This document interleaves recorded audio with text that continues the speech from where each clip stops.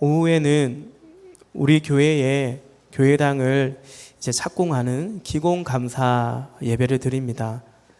그래서 오늘은 우리 교회의 이야기, 특별히 부족한 종이 몸된 교회 담임 목사로서 주의 몸된 교회를 섬겨갈 때에 교회의 머리이시고 또 저의 주님이 되시는 우리 주님께서 주신 말씀과 마음들을 우리 사랑하는 성도님들께 함께 나누고자 하는 마음으로 말씀을 전합니다. 그리고 이제 요한복음 6장에 오늘 본문 말씀도 우리 함께 또 상고하고자 합니다. 우리 교회는 거의 매주 방문자가 계십니다. 이곳 기도원으로 옮긴 이후에도 참 감사하게도 이렇게 찾아오시고 또 인도함을 받아서 오시는 분들도 계신데 그런 분들에게 우리 교회 이야기를 너무 하는 것 같아서 조금 부담이 되기도 합니다만은, 그러나 우리 지체들에게 오늘은 우리 교회당을 착공하는 그런 의미가 있는 날이라서 또 여기까지의 하나님 주신 마음과 또 우리의 생각들을 한 번 정도는 정리해서 드리고자 하는 생각에 말씀을 전하고자 합니다. 간증하는 마음으로 좀 읽듯이, 우리 간증하는 분들이 그냥 간증문을 읽어가듯이 저도 또 너무 길어지지 않도록 그렇게 좀 할까 합니다. 우리 교회는 올해로 개척 6년 차를 보내고 있습니다. 이번 주 수요일에 오셔서 말씀을 전해주시는 포항성결교회에서 그 당시에는 이제 담임 목사님이 유승대 목사님이셨고, 그분은 지금 서울에서 이제 또 부르심을 받아 사역을 하고 계시는데요. 그 포항성결교회 성도님들의 기도와 헌신 속에 또 그 속에 그 중에서 함께 개척한 우리 지체들도 또 여기 계시기도 하죠. 60여 명의 성도들이 함께 분립해서 개척하였고, 저희는 처음부터 그 장송동에 단독 건물도 가진 채로 개척한 교회였습니다. 우리 여기 목사님들의 자녀분들도 우리 지체들 중에는 여러 계신데, 제가 어디 가서 개척이라고 말하기에는 좀 민망한, 그래서 그런 분립해서 그냥 인간적으로 보면 참 유리한 조건으로 우리 교회는 교회를 개척했더랬습니다. 그리고 우리 교회는 처음부터 작년들보다 청년들이 오히려 더 많았던 그런 교회로 시작되었습니다. 그렇게 세월이 흐르면서 이제 작년이죠. 개척 5년 차를 보내면서 감사한 문제라는, 어찌 보면 이제 모순이죠. 감사한데 문제라고 했으니까. 그러나 그것이 분명한 감사한 문제라는 그 모순에 직면을 했습니다. 먼저 감사한 것은 개척하고 나서 특별히 5년이 되었는데 그 중에 3년 정도는 이 코로나라는 한 번도 겪어보지 않았던 특별한 시간 속에 보내기도 했습니다. 그럼에도 우리 교회가 조금씩 점차 성장해 가고 있었기 때문에 감사하였고, 또한 신약교회로의 회복을 꿈꾸며 가정교회로의 전환도 이렇게 이루어져 가고 있어서 감사했습니다. 그 감사 속에서 문제라고 여겨진 것은 첫째는 공간의 부족이었고요. 두 번째는 그 공간의 부족의 문제를 해결하기 위한 재정이 또 부족하다는 것이 문제였더랬습니다. 우리가 주일에, 원래 청년들은 거의 주일에 오후에 예배하고 그 후에 교회 내에서 소그룹을 했는데, 그렇게 주일에 하던 소그룹이 이제 주중에 목장 모임으로 거의 변경이 되어서 그나마 괜찮은 것 같았지만, 사실 개척 때부터 거의 없다시피 했던 주차장이 시간이 지날수록 조금씩 문제가 되기도 했고 어려움이 되기도 했고, 그리고 우리 성도님들이 혹은 방문자들이 그냥 오붓하게 차 한잔하며 교제할 만한 그런 공간도 없기도 했고, 당시로는 지금도 그렇지만 우리 중고등부가 몇 명 되지 않아서 그 당시 또 잘 섬겨주셨던 우리 서영호 목사님 가정에서, 또 그 이후에는 또 우리 성도님 가정에서 교회 앞에 현대아파트에서 청소년부가 목장 모임 또 예배를 드리기도 했지만, 그러나 초등부 아이들이 결국은 자라서 올라갈 터인데 계속 그렇게 예배하기도 쉽지는, 그렇게만 있을 수는 없었던 것입니다. 또 사실 담임 목사로서 참 많이 마음이 쓰였던 부분은 뭐냐면, 우리 교회가 이제 이전에 같이 예배 드린 분들은 다 아시겠지만, 교회 문을 딱 나서면 바로 어떤 마당이나 이런 것이 없이 바로 이제 찾길이었습니다. 그래서 사실은 어린 자녀들이 혹시라도 아이들이 튀어나가다가 무슨 사고라도 당하지 않을까 매주 조마조마했던 그것이 저의 마음이기도 했더랬습니다. 그래서 사실은 몇 년 전부터 주님께 기도하였는데, 작년에는 뭐 기도는 하지만 한 주 한 주 사역하기 바쁘고 또 코로나를 통과하면서 그렇게 지내왔는데, 이제 작년에는 점점 제 마음속에 그것이 영적인 부담이 또 책임이 더 무겁게 다가왔습니다. 그때 진지하게 주님께 물었습니다. 주님, 우리에게 허락하시는 분량이 얼마입니까? 다시 말해 우리가 감당해야 될 몫이 어디까지입니까? 주님께 기도했습니다. 저 혼자 기도한 것이 아니고 당회와 또 비전위원회라는 것을 만들어서 함께 주님께 기도했더랬습니다.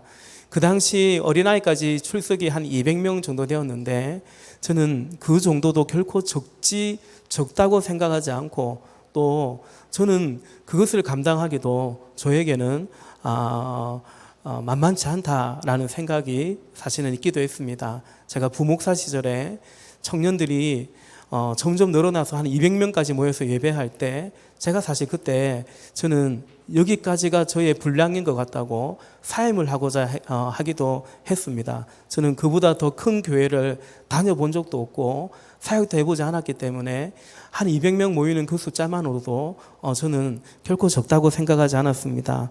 그런데 주님은 계속해서 저의 마음속에 주신 부담은 또 주님의 응답은 좀 더 감당하라라는 바로 그 마음, 그 도전이었습니다. 그 응답 속에서 사실은 계속 주저하고 있었습니다. 뭐 말씀드린 것처럼 뭐 한 주 한 주 사역하기 바쁘니까 잊어버리는 경우가 많았고, 또 그 새로운 도전을 할 용기가 또 두려운 마음이 용기가 나지 않았고 두려운 마음이 제 안에 많았기 때문입니다. 그때 제가 보게 된 것은 우선 제 안에, 담임 목사인 제 안에 이른바 본전 생각이 참 많이 났던 것 같습니다. 그게 뭐냐면, 지금 여기 있으면 아무 탈이 없는데, 그냥 있으면 너무나 어찌 보면 안정적인데, 대신에 뭔가 새로운 것을 더 공간을 또 만들어내고 또 건축을 하고 그럴 생각을 하니 사실은 몹시 부담이 되었습니다. 교인이 없는 것도 아니고, 교인도 있고 건물도 있고 무슨 또 교회 빚이 있는 것도 아니고, 그래도 또 성도님들이 이렇게 목장 안에서 잘 섬겨가고 행복해하고 계시는데, 그냥 있으면 되는데 왜 굳이라는 생각이 드는 거죠.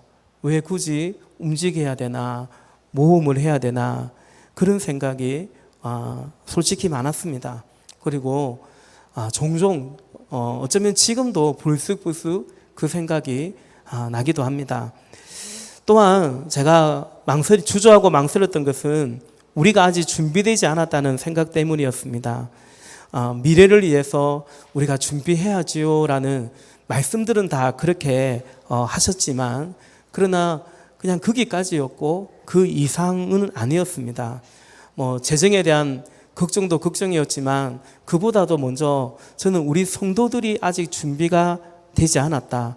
주님께서는 제 마음속에는 좀 더 감당하라는 그런 마음을 주시는데, 그 감당하라는 것이 결국 영혼을 우리가 섬겨가야 되는 것인데 그 영혼을 섬길 수 있는 준비가, 우리 교회가 그럴 만한 준비가 부족하다는 생각이 들었습니다. 그리고 현실적으로 재정도 없었습니다. 그런데 그것은 그냥 시간이 지난다고 해결되지 않을 거라는 생각은 들었습니다. 우리가 그런 얘기를 비전위원회에서도 나누었습니다.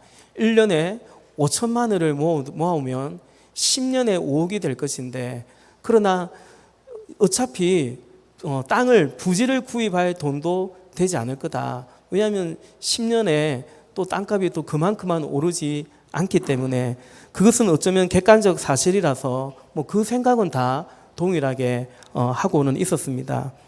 그 가운데 그렇게 시간을 보내는데 우선 주님이 저에게 주신 말씀이 그것은 마태복음 25장의 달란트 비유였습니다. 좀 더 감당하라, 모험해보라 라는 응답이 있었지만 제가 본전 생각에 굳이 그렇게 해야 되나, 너무 큰 모험이라는 그런 계산 가운데 있을 때 주님이 주신 말씀이 달란트 비유였습니다. 그러니까 여러분, 달란트 비유가 그렇잖아요. 받은 달란트로 2달란트 받은 정도, 5달란트 받은 정도 나가서 장사를 했죠. 제가 소시적에 장사도 해봤기 때문에 장사라는 것은 모험이죠. 잘 될 확률이 있고 망할 확률도 있기 때문에 사실 장사는 모험입니다. 그래서 그냥 그대로 머물고픈, 모험하고 싶지 않은 저의 마음이 그 1달란트 받은, 그냥 그 달란트를 땅에 묻어버렸던 악하고 게으른 종과 같다, 주님 말씀이었습니다. 사랑하는 여러분, 우리 하나님의 말씀은 살았고 운동력이 있고 자유의 어떤 날쌘 금보다 더 예리한 것이 우리 주님의 말씀인 줄로 믿습니다.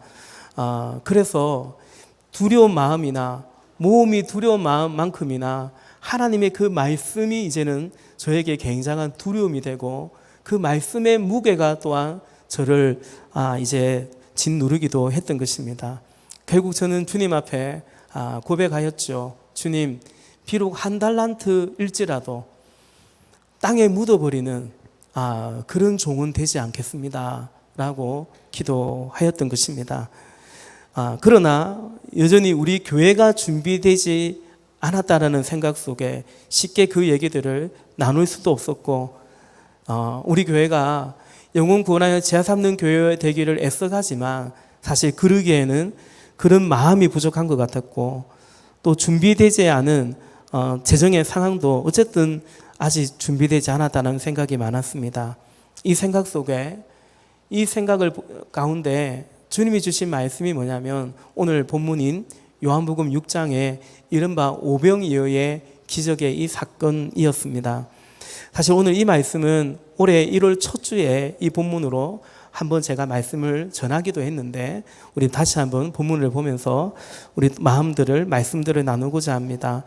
여러분, 오늘 본문에 보면 세 부류의 사람이 등장합니다. 예수님이 본문에 등장하시고 예수님의 제자, 특히 12제자가 등장하고, 그리고 이 예수님을 따라 나온 무리들이 나오죠. 영혼들이 등장합니다.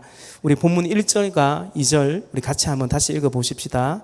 요한복음 6장 1절과 2절 같이 읽습니다. 그 뒤에 예수께서 갈릴리 바다 곧 디베랴 바다 건너편으로 가시니 큰 무리가 예수를 따라갔다. 그것은 그들이 예수가 병자들을 고치신 표징들을 보았기 때문이다. 아멘. 저의 눈에 이 본문이 들어온 것은 우선 이 무리들에 대한 예수님의 마음, 예수님의 마음과 그리고 여기 제자들의 마음이 같지 않구나, 다르구나 라는 것을 보게 되었습니다. 한마디로 제자들의 눈에는 그냥 무리들인 것입니다. 귀찮은 사람들이었던 것 같습니다.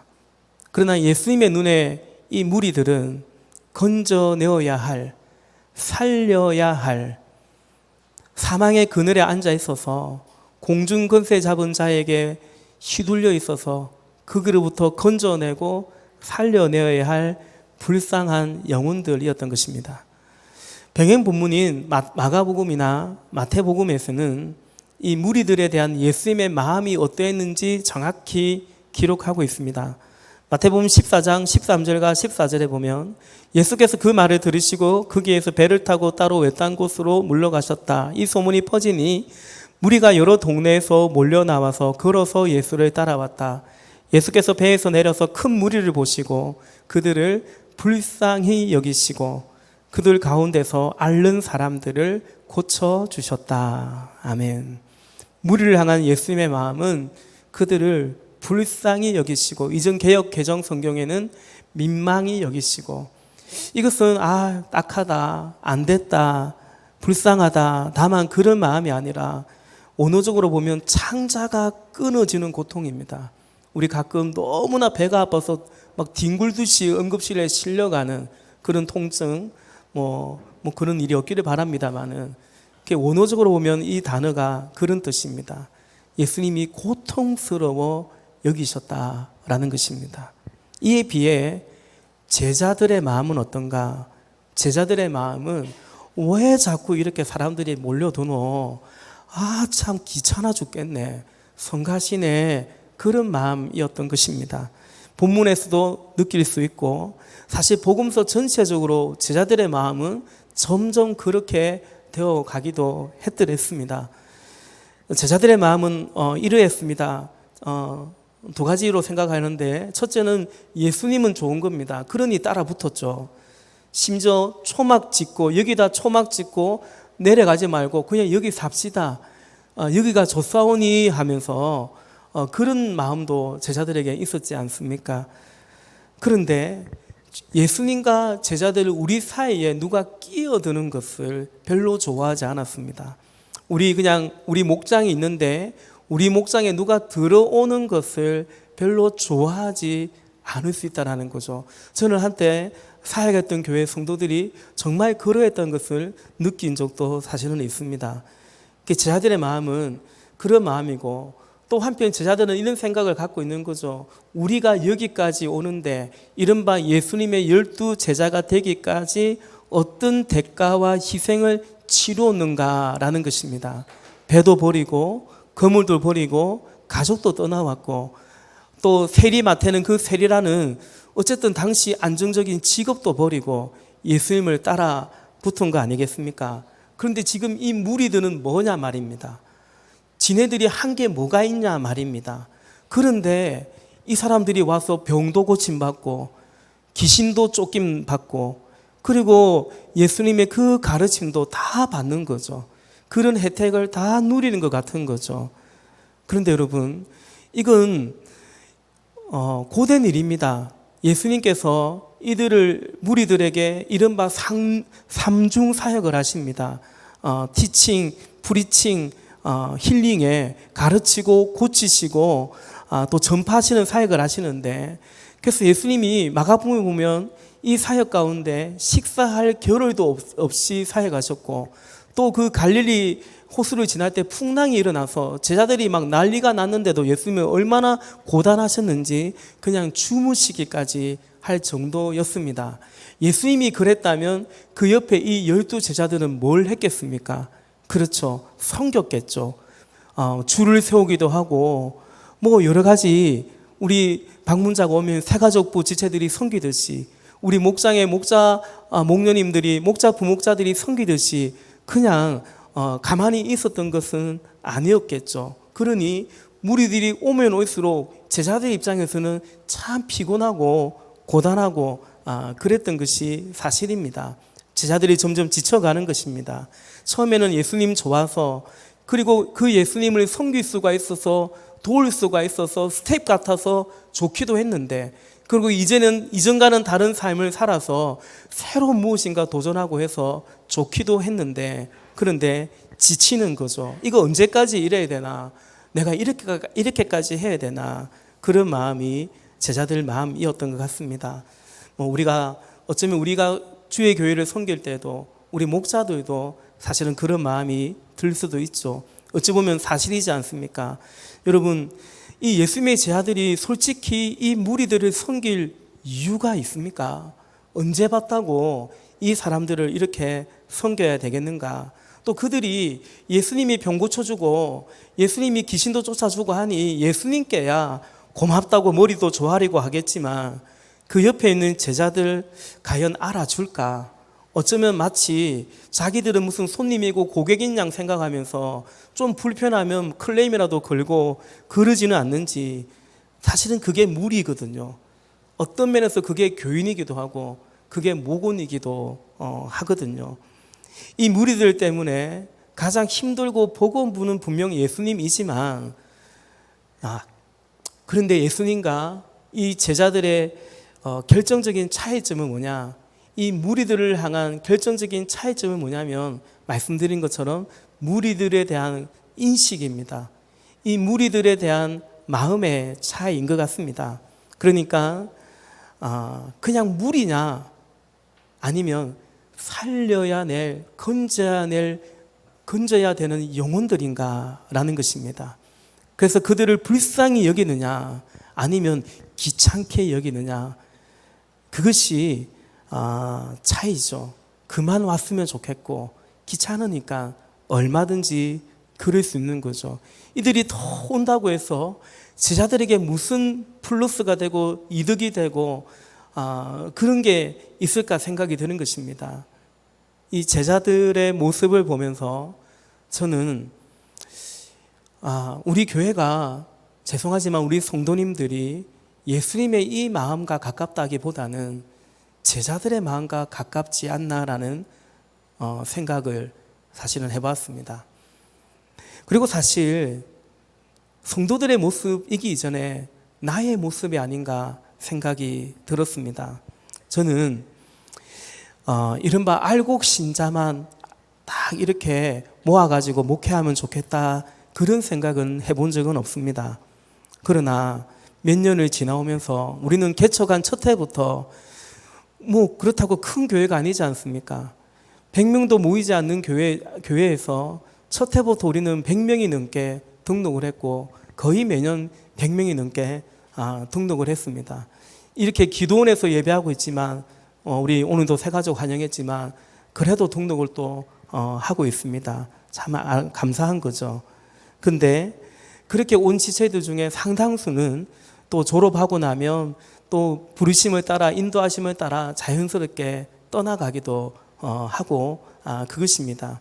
그렇다고 해서 다녀간다고 해서 아무것도 하지 않은 것이 아니죠. 우리 새가족부부터 시작해서 우리 리더들, 우리 또 어른들께도 마찬가지고, 저도 사실은 또 찾아다니고 신방하면서 나름 애쓰고 섬긴 것은 또 맞는 거죠.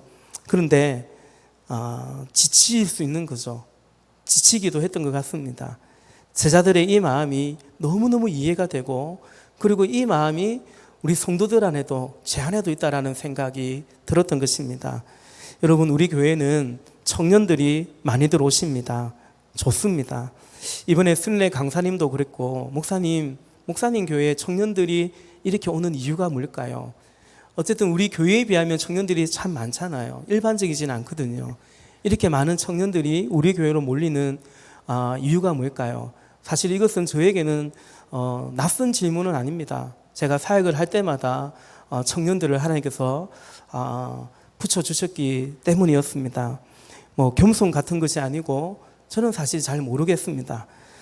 분명한 것은 저의 의지나 뭐 저의 열정이나 저의 부지런함이나 저의 재주나 이런 것은 아닌 것 같습니다.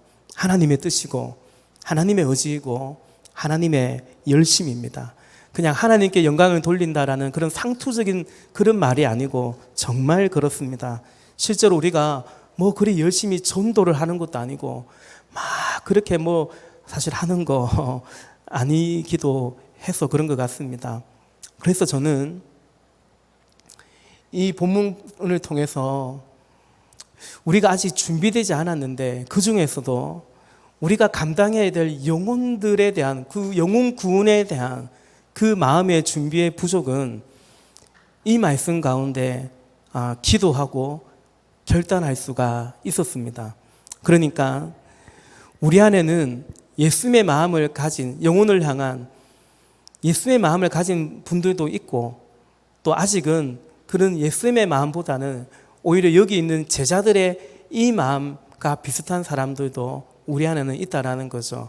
이건 엄연한 현실이고, 그리고 이 모두가 우리 성도이기 때문에 어쩌면 또 현실이고 존중해야 되는 사실이기도 했습니다.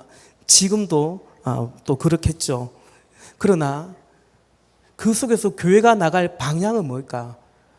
우리 교회가 나갈 방향은 무엇이겠습니까?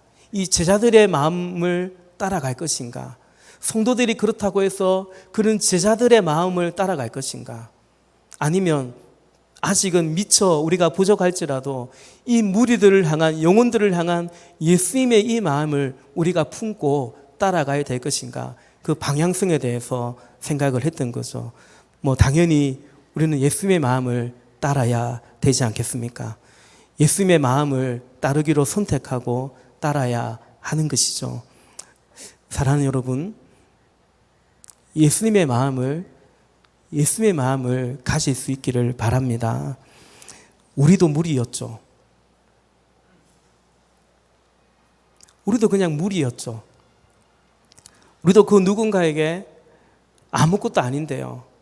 그 누군가에게 아무것도 아닌데 굳이 우리를 그렇게 해줄 필요가 없는데, 그런데 주님이 우리를 그렇게 불쌍히 여겨주지 않으셨다면 우리가 어찌 하나님의 자녀가 될 수가 있었겠냐라는 것입니다.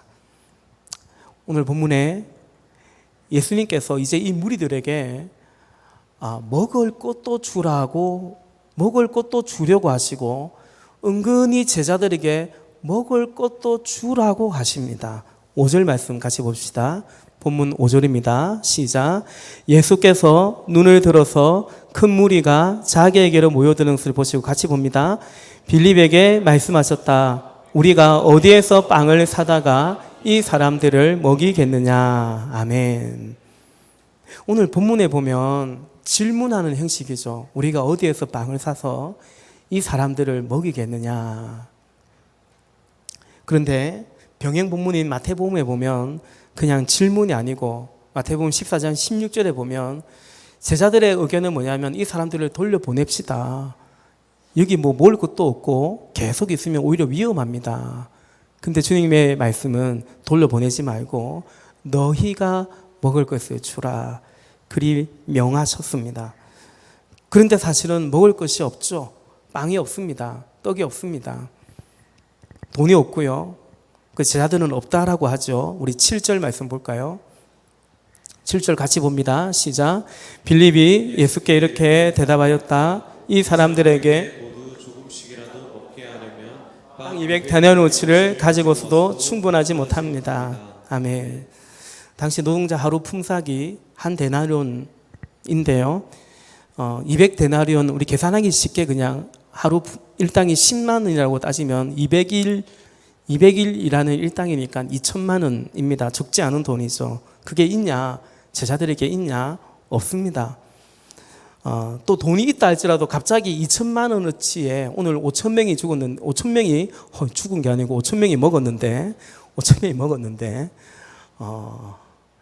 사실은 이제 성인 남자만 5천 명이거든요. 딸려오는 가족들까지 생각하면 그때나 지금이나 4인 가족을 기준으로 잡더라고요. 한 2만 명 될 거다. 성서학자들이 다 그렇게 봅니다. 그러니까 이 수만 명을 먹일 빵을 돈이 있다 한들 어떻게 구입할 수 있겠는가라는 거죠. 여러분, 그런데 지금 이 제자들의 대답 속에 예수님은 너희가 먹을 것을 주라고, 너희가 이들을 먹일 수 있겠느냐라고 하시는데 그러고 싶은 마음이 있잖아요.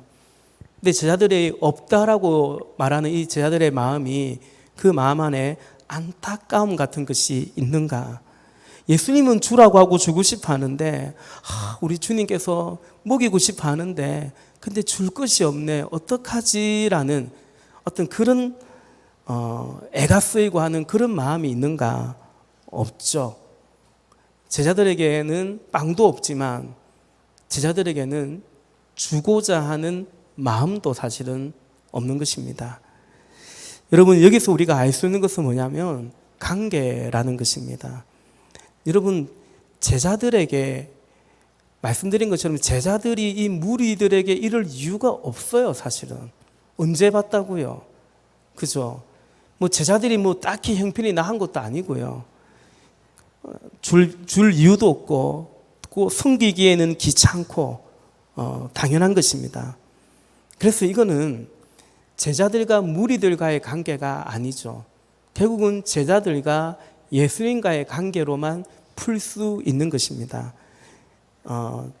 준다면, 그들을 섬긴다면 그들 때문이 아니라 예수님 때문에는 할 수 있죠. 우리 목자들이 목원들을 섬긴다면 사실은 목원들 때문이 아니라 예수님 때문이고 예수님 때문이라면 할 수 있는 거죠. 여러분, 그게 아니면 그럴 이유가 없지 않습니까? 섬겨갈 수도 없죠. 섬긴다 해도 금방 지칩니다. 그리고 어쩌면 우리가 주님을 섬겨갈 때, 교회 일을 할 때 예수님 때문이 아닌 다른 동기나 이유로 뭘 한다는 것은 오히려 위험하고요. 그리고 변질되기도 쉽습니다. 자주 드리는 말씀이지만, 그래서 요한복음 21장에서 예수님께서 베드로에게 물으실 때 네가 나를 사랑하느냐, 요한의 아들 시몬아 네가 나를 사랑하느냐 라고 했을 때 베드로가 제가 주님을 사랑합니다 그렇게 고백할 때 주님께서 베드로에게 그러면 나의 예수님 당신의 어린 양을 먹이라 말씀하시죠. 그러니까 그 어린 양을 먹이라 라고 하는데 네가 이 양을 사랑하냐고 예수님 물으신 게 아니고요. 네가 나를 사랑하냐고, 그러면 나의 양을 먹이라 말씀하셨다라는 거죠. 그 예수님을 사랑할 것인지 아니면 그 예수님을 사랑하는 나를 사랑할 것인지. 예수님이 참 존귀하고 소중한 분이신데, 근데 그 예수를 믿는 내가 더 소중하고 내가 더 중요한지, 결국 이것이 주님과의 우리의 관계이고 그 관계 속에서 우리가 어떻게 믿음의 길을 갈 것인가 결정적인 이유가 될 것 같습니다. 이때 안드레가 등장합니다. 우리 8절과 9절. 제자 가운데 하나이며 시몬 베드로와 형제가 아닌 안드레가 예수께 말하였다. 여기에 보리빵 5개와 물고기 2마리를 가지고 있는 한 아이가 있습니다. 그러나 이렇게 많은 사람에게 그것이 무슨 소용이 있겠습니까? 아멘. 한 아이가 그걸 가지고 있다라는 말이라기보다는 한 아이가 그걸 안드레에게 주었다라는 말이겠죠. 이 아이가 아마 예수님이 제자들에게 하는 말씀을 들었는 것 같아요. 너희가 먹을 것을 주라. 우리가 이 사람들을 먹일 수 있겠느냐? 먹을 게 필요하구나. 예수님이 지금 먹을 것을 찾는구나. 지금 나에게는 엄마가 싸준 이거는 이제 보리떡 5개와 보리빵 5개, 물고기 2마리인데 이 아이의 도시락이거든요.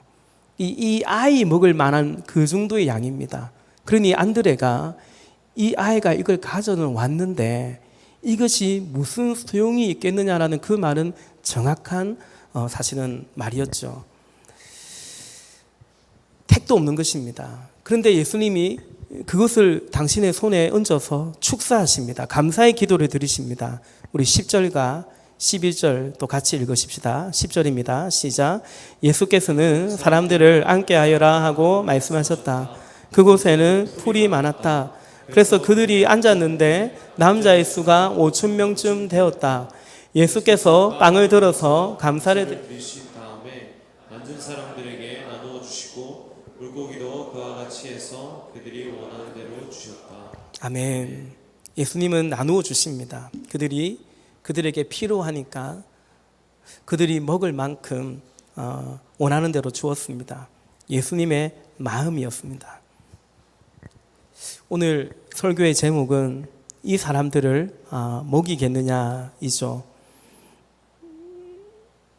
5절 말씀이죠. 우리가 어디에서 빵을 사다가 이 사람들을 먹이겠느냐. 저는 이것이 오늘 우리에게 주시는 주님의 음성이라고 생각이 됩니다. 이 사람들을 먹이겠느냐, 이 사람들을 살리겠느냐, 이 영혼들을 섬기겠느냐라는 것입니다.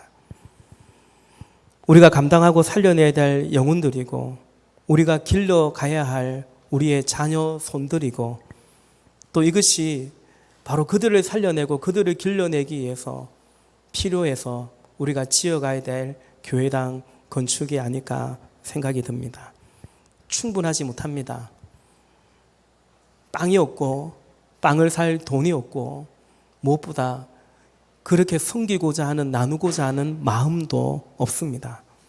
그런데 마음이 없다라는 것은 표면적인 것은 아니죠. 이면적인 거네요. 본질적인 것이지만 어디까지나 이면적인 것이고 현실적인 것은 뭡니까?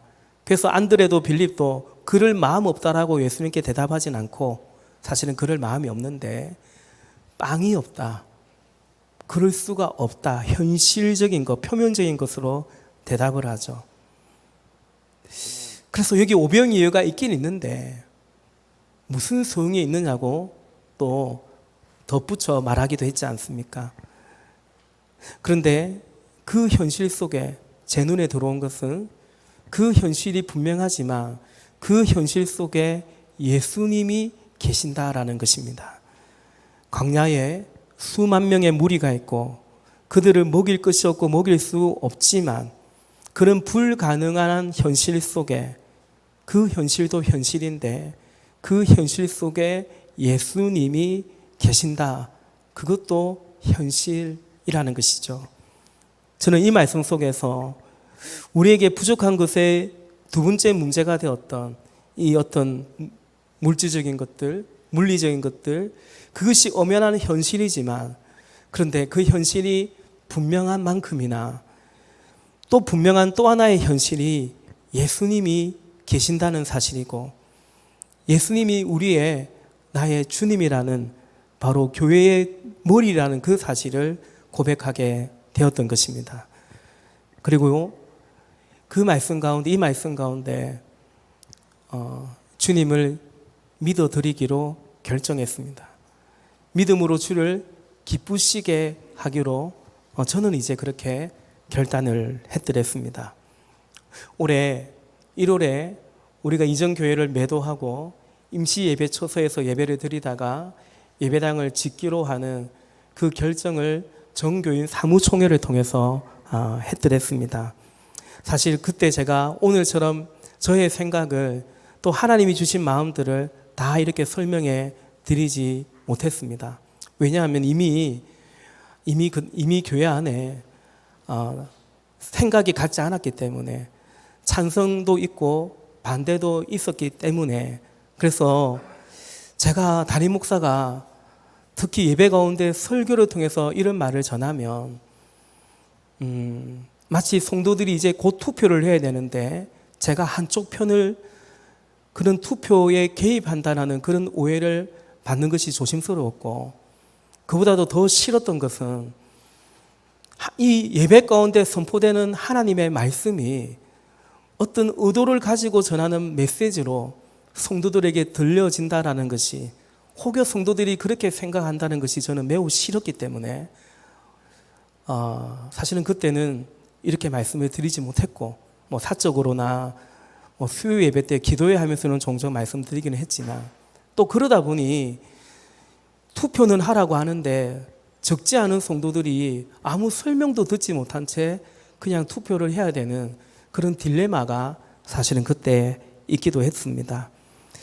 그럼에도 또 이렇게 하나님이 인도해 주시고 또 우리 성도님들이 이렇게 같이 따라 이 결정과 이 길을 같이 가준 것이 참 감사하고 이제야 저의 생각과 마음을 또 전할 수 있어서도 감사합니다. 말씀을 맺고자 합니다. 오병이어가 기적을 일으킬 수는 없습니다. 무슨 소용이 있겠습니까? 그러나 그 많은 사람들이 다 같이 주의 말씀을 들었고 주님을 믿었는데 근데 그 소녀는 주님이 지금 이걸 원하는구나. 그걸 알고 이거라도 내가 가지고 있는 건 이거니까 이거라도 뭐라도 주님께 드리고자 하는 마음으로 예수님께 올려드렸을 때에 예수님 손에 올려드렸을 때 주님이 감사 기도를 하십니다. 감사 기도, 하나님께 감사했겠죠. 그리고 그 소년에게도 그 아이에게도 예수님은 고마워 하셨을 것입니다. 기적은 우리의 손에서 일어나지 않고 우리의 것이 예수님의 손에 올려드려질 때 기적은 일어납니다. 기적은 예수님의 손에서 예수님의 말씀에서 일어나기 때문입니다. 사랑하는 여러분, 이것은 교회적인 일만이 아닙니다. 저와 여러분의 인생 가운데 주님은 여전히 우리를 통해서 우리는 우리만큼 살지 않고 우리 능력대로만이 아니라 하나님이 원하시는 뜻과 그 일을 사실은 이루어가기를 원하시는 것이죠. 사랑하는 여러분, 우리는 이미 이전 교회당을 떠나 오늘 본문의 이 배경처럼 강야에서 주의 말씀을 듣고 있습니다. 그리고 우리는 지금 오병이어의 기적 속에 있다라고 생각합니다.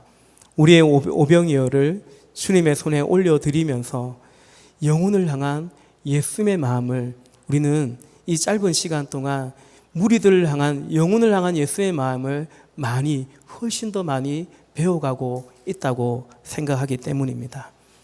그것이 기적이죠. 그것이 교회죠. 그것이 교회가 세워지는 것입니다.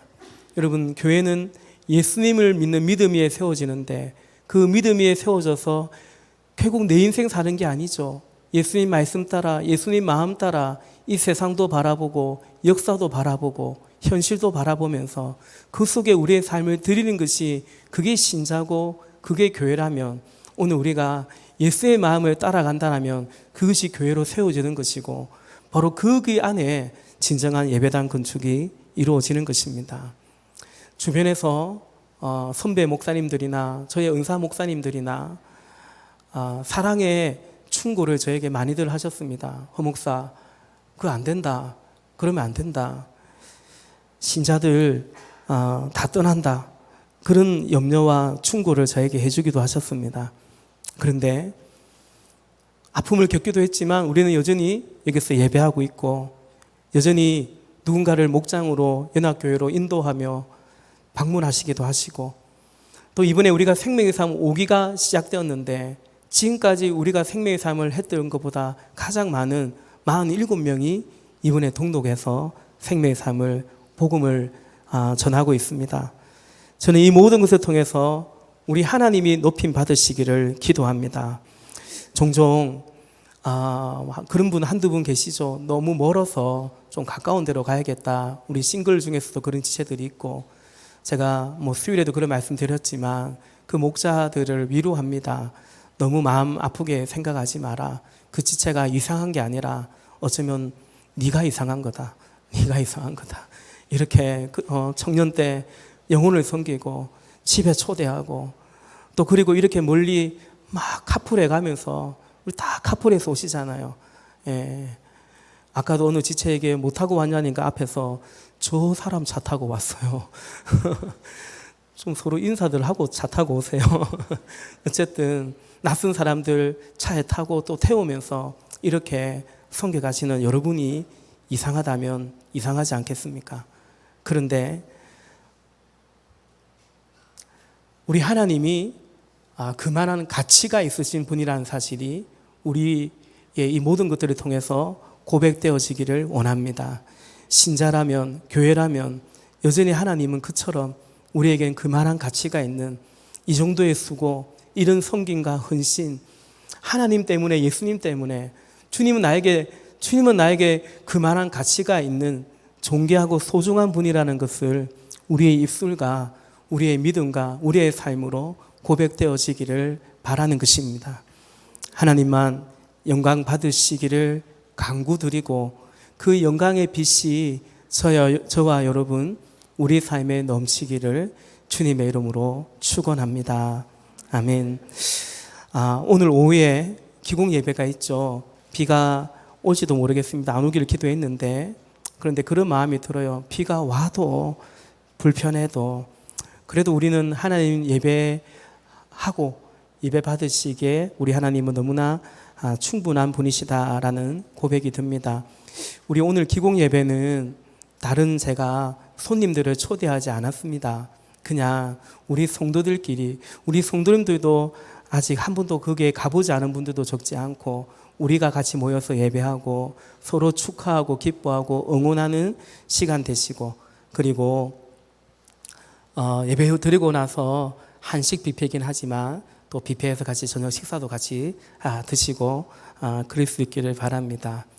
사랑하는 우리 형제자매 여러분, 사랑하고 축복합니다. 오늘 설교는 제가 칼럼에 다 적어놨기 때문에 오늘 말씀 나눔지는 따로 드리지는 않았습니다. 같이 기도하십시다.